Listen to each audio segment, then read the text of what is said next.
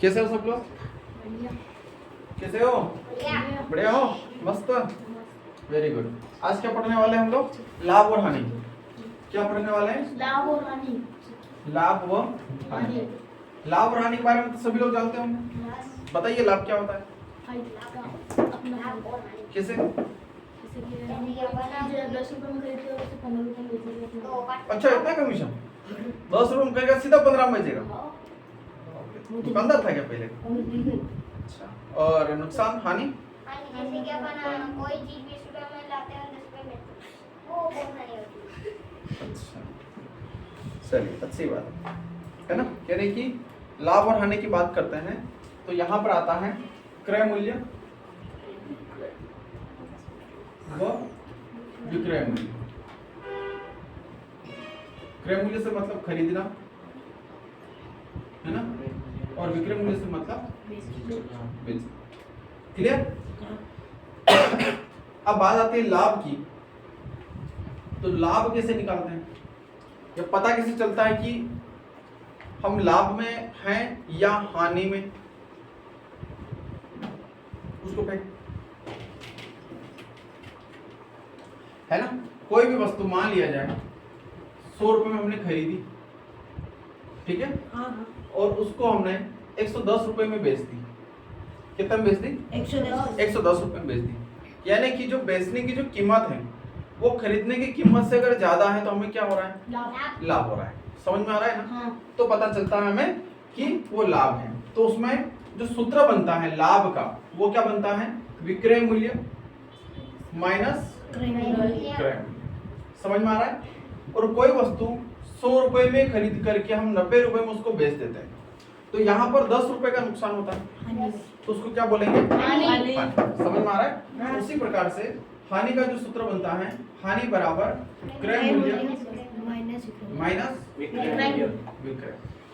ये तो हो गई साधारण बात, ठीक है। मान लिया जाए एक गाय 1000 रुपए में खरीदी, है ना, और 1500 रुपए में उसको बेच दी, है ना। ये क्रय मूल्य हो गया, ये विक्रय मूल्य हो गया। तो बताइए उसको लाभ हुआ या हानि हुई? लाभ। कितने रुपये का? 500 रुपए। है ना, यानी कि विक्रय मूल्य माइनस क्रय मूल्य। यानी कि उसको 500 रुपए का लाभ हुआ, है ना। यानी कि उस गाय को 1000 रुपए में खरीद करके 1500 रुपए में अगर बेच रहा है तो उसको 500 रुपए का मुनाफा हुआ, लाभ हुआ, ठीक है। अब यहाँ तक तो रुपयों वाली बात आ गई। कौन सी वाली बात आ गई? रुपये। लेकिन इसी से रिलेटेड आगे बात निकलती है प्रतिशत का। तो लाभ का प्रतिशत पूछा जाएगा आप लोगों से, लाभ प्रतिशत या हानि प्रतिशत, है ना। ये पूछे ना पूछे इसकी कोई गारंटी नहीं है, लेकिन इसकी पूरी गारंटी बनती है कि पूछा जाएगा। किस रूप में पूछा जाएगा ये नहीं मालूम, लेकिन पूछा जाएगा। तो लाभ प्रतिशत, भैया प्रतिशत को आप लोग जानते हो, प्रतिशत के सवाल आप लोगों ने किया है। किसी भी प्रतिशत को निकालना है तो सीधा बैठ, इस टेबल से 1 फीट दूर। हाँ, तो 100 का भाग लगाना अनिवार्य है ना। तो उसी प्रकार से यहां पर भी अगर हम प्रतिशत निकालते हैं तो लाभ गुणित 100 बटा क्रय, है ना। यानी कि प्राप्तांक बटे पूर्णांक गुणित 100। समझ में आ रहा है ना? प्राप्तांक बटे पूर्णांक गुणित 100, यानी कि कितने का लाभ या हानि हुआ। यानी कि क्रय मूल्य से मतलब मैंने बोला पूर्णांक, यानी कि टोटल मैटर कितने के ऊपर डिपेंड था, तो 1000 रुपए के ऊपर डिपेंड था। क्रय मूल्य कितना उसका? 1000। अब लाभ या हानि, लाभ से मतलब 500 रुपए, है ना। यहां से जब हम निकालते हैं तो कितना बन करके आता है? 500 रुपए। मैं निकाल लेता हूं। तो लाभ बराबर 1500 माइनस 1000 बराबर 500 रुपए। तो ये क्या बन गया? लाभ निकल गया हमारा, ठीक है।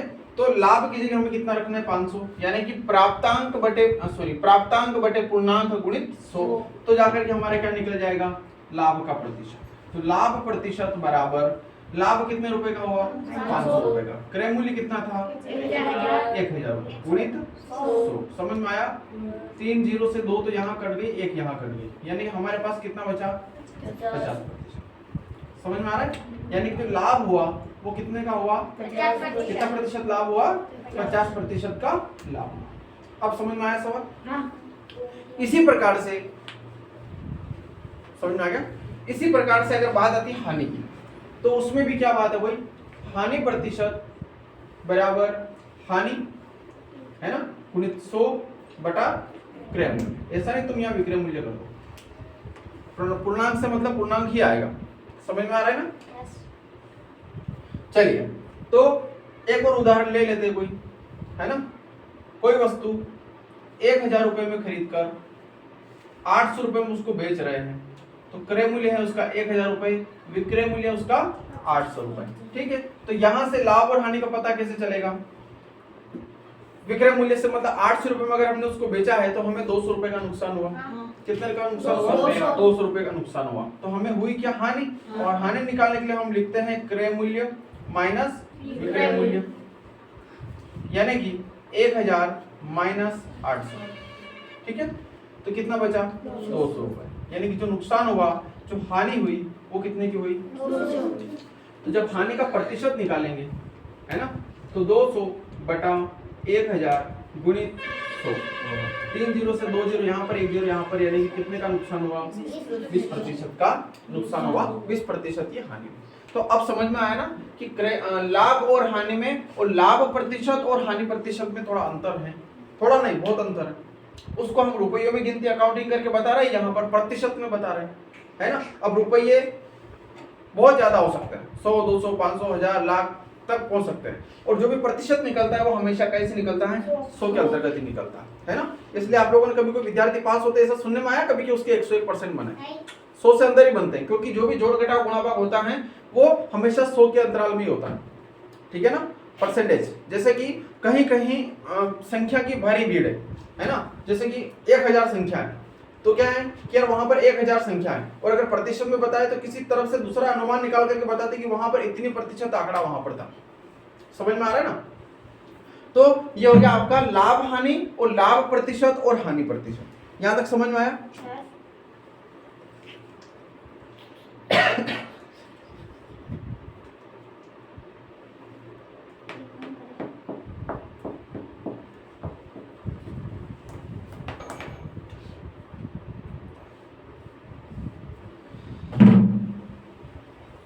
उतारिए इसको, आराम से उतारना, समझ करके उतारना, फिर आगे की बात समझाता हूं।